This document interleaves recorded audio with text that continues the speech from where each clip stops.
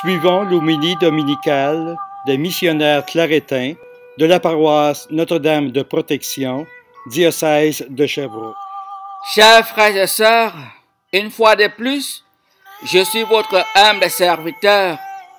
Au nom de la paroisse Notre-Dame de Protection, je vous présente l'homélie du 3e dimanche du Carême, année B.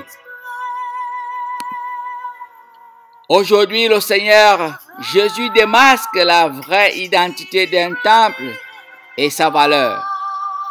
Et j'aimerais vous rappeler que vous êtes un temple digne de ce nom.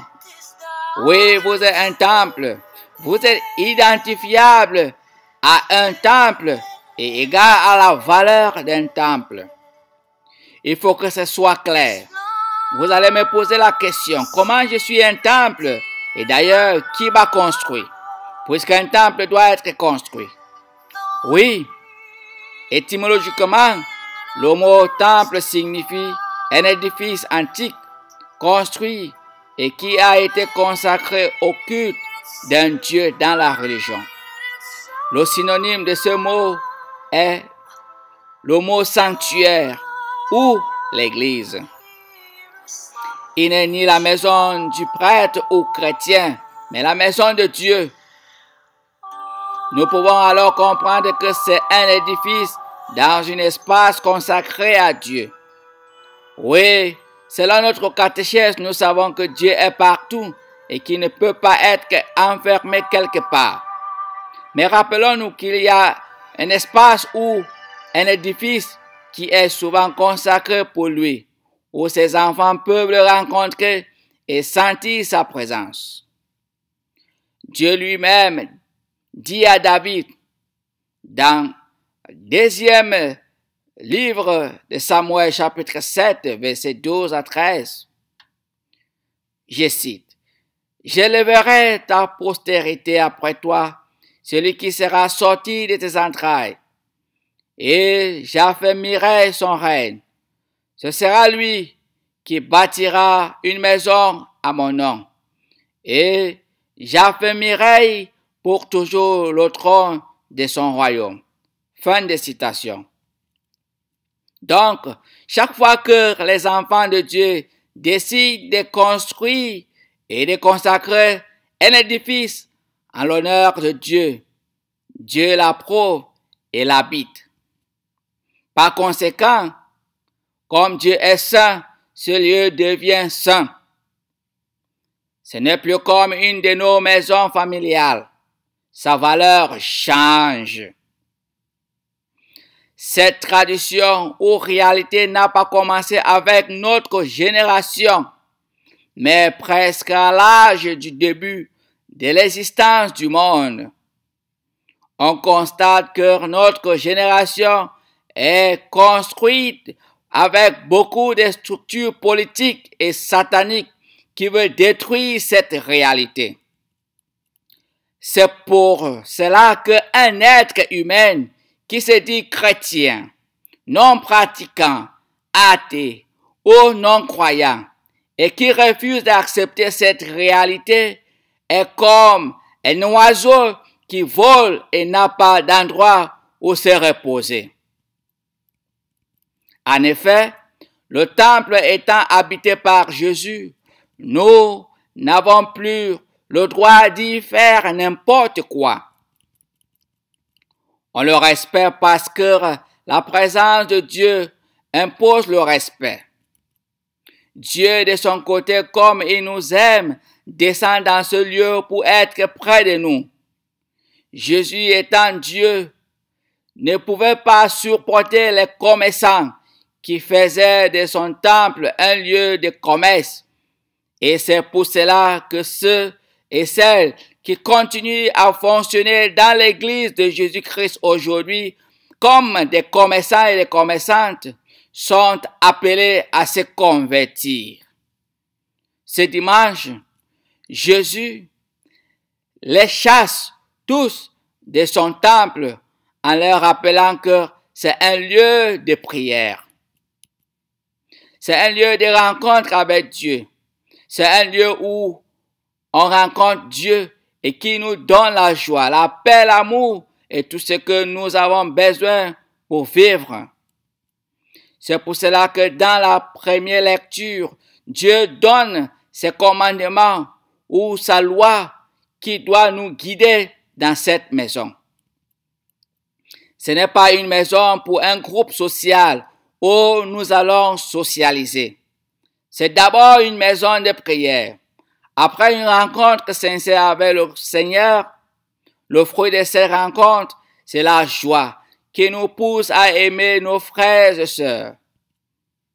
La joie de vivre ensemble, la joie de se respecter les uns les autres, la joie de la reconnaissance de la valeur des uns et des autres parce que cette joie fait tomber notre égoïsme.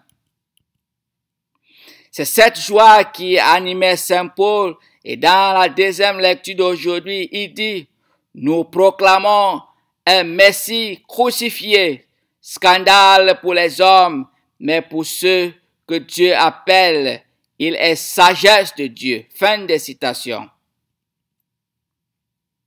Du moment que nous ne sommes pas capables de distinguer la différence entre être en la présence de Dieu dans son Église et être dans notre maison, nous devrions nous questionner sur notre relation avec Dieu.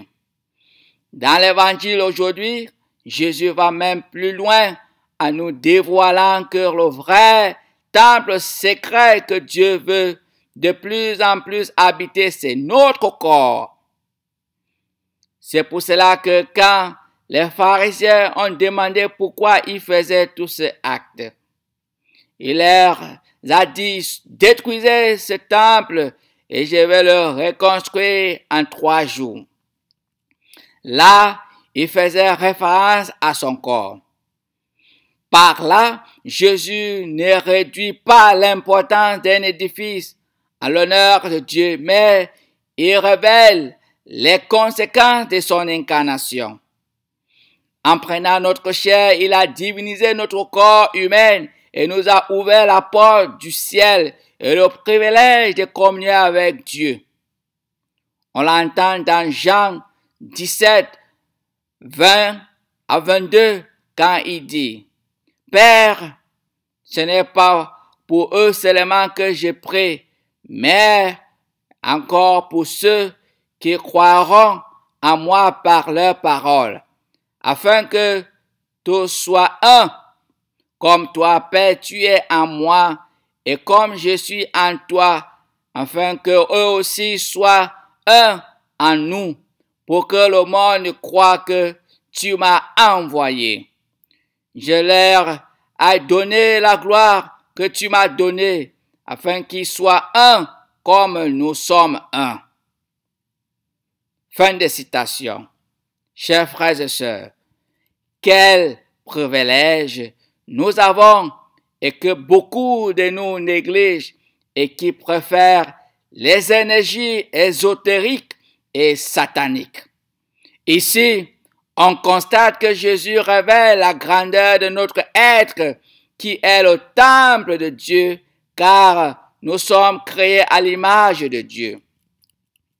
Saint Paul, dans sa première lettre aux Corinthiens, chapitre 6, verset 18 à 20, nous dit « Fuyez l'impudicité.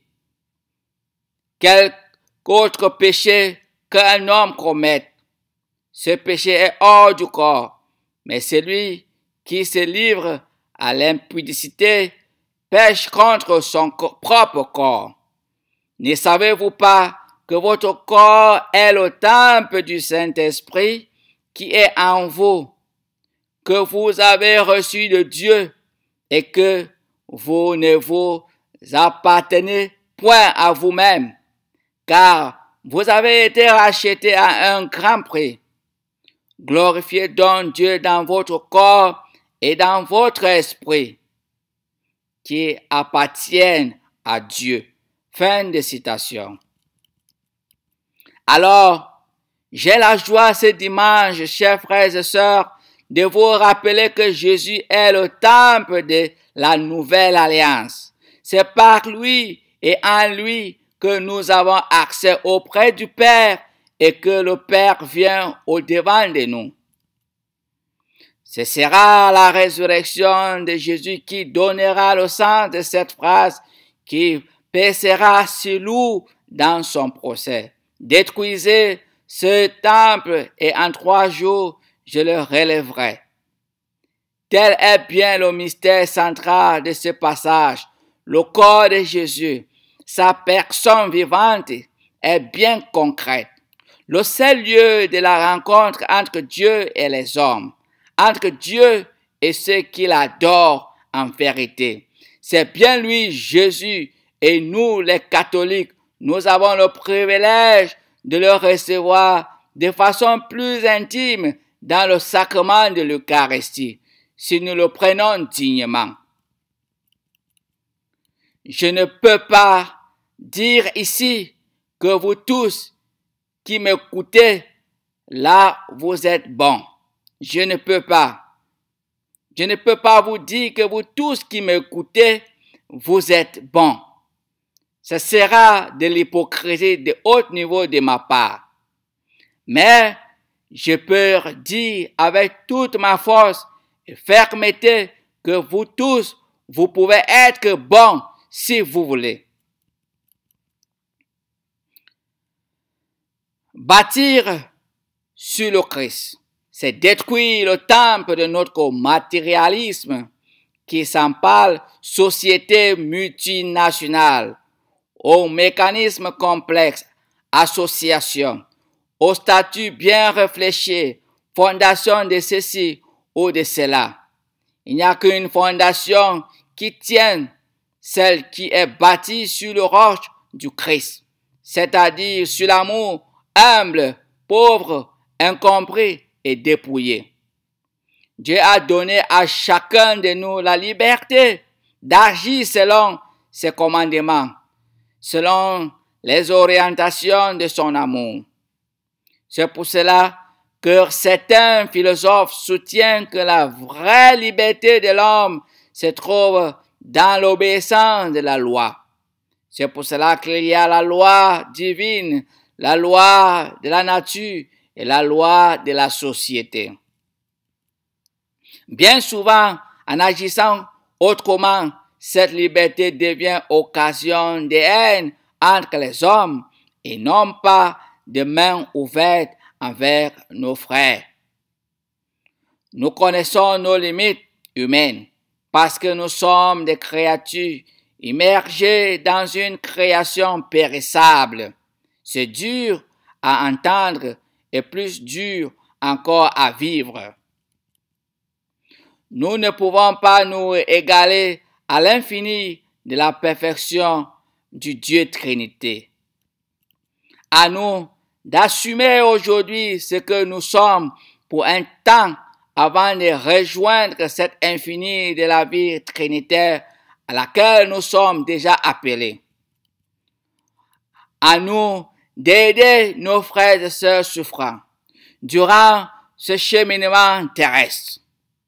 À nous de remplir nos cœurs avec des informations qui nous dévoilent le mystère de la vie et l'amour de Dieu pour nous. Alors, chers frères et sœurs, sachez que vous êtes une petite église où veut résider le bon Dieu. La tour, c'est votre œil, la lampe du sanctuaire qui éclaire doucement l'intérieur, c'est votre cœur. Votre voix, la ravissante chorale qui doit chanter l'hymne d'amour. Vos pensées sont l'autel mystique où descend le Seigneur. Votre âme, le tabernacle précieux. Votre corps, un voile qui le cache à vos yeux. C'est comme dit qu'à chaque fois que vous communiez, votre langue n'est-elle pas à la table du Seigneur et vos lèvres à la porte qui s'ouvre pour le recevoir. Et vos prières, le tintement de la cloche. Et votre humble attitude, le plancher de ce mystérieux sanctuaire, Sachez que vous êtes une petite église qui doit rayonner dans le monde, mais avec l'aide de l'Esprit Saint. Chers frères et sœurs, que Dieu Tout-Puissant vous bénisse, le Père, le Fils et le Saint-Esprit. Amen. Je vous souhaite une bonne semaine. Je ne peux pas finir sans dire merci à M. Richard Vachon pour l'introduction de cette homélie. Merci et bonne semaine.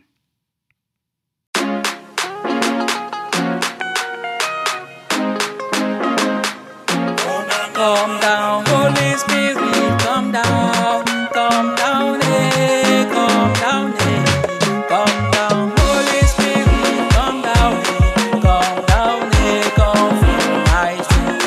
Come down, Holy Spirit, come down, eh, come down, eh, come down, Holy Spirit, come down, eh, come fill my soul.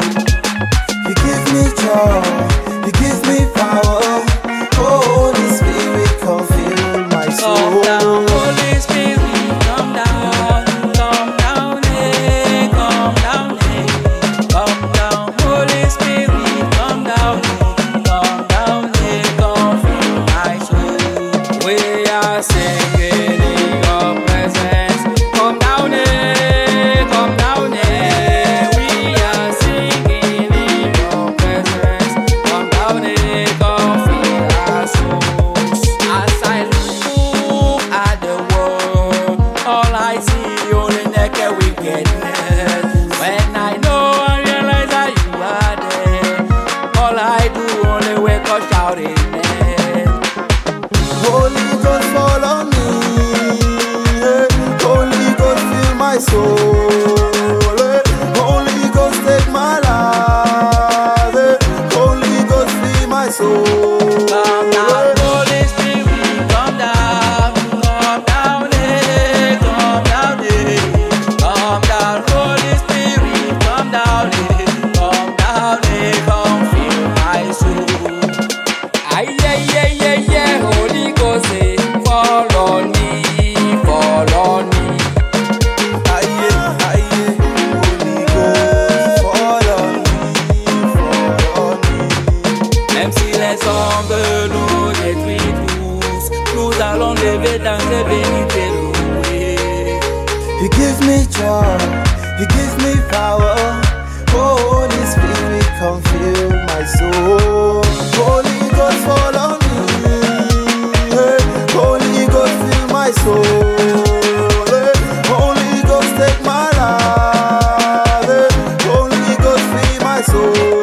Esprit de Dieu, Holy Spirit, éboué mon son sang qui yaki, Espírito Santo, because of you, I know Saint Anthony, me declare Saint Anthony, because of you, I can run, I can stand, I can jump, I can sing, I can laugh, I can shout, hallelujah.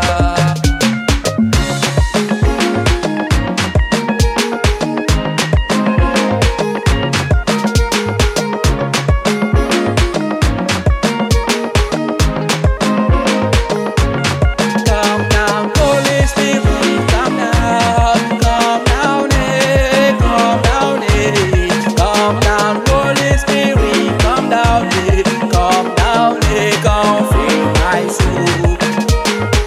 Holy Ghost, fall on me. Holy Ghost, fill my soul. Holy Ghost, take my life. Holy Ghost, fill my soul.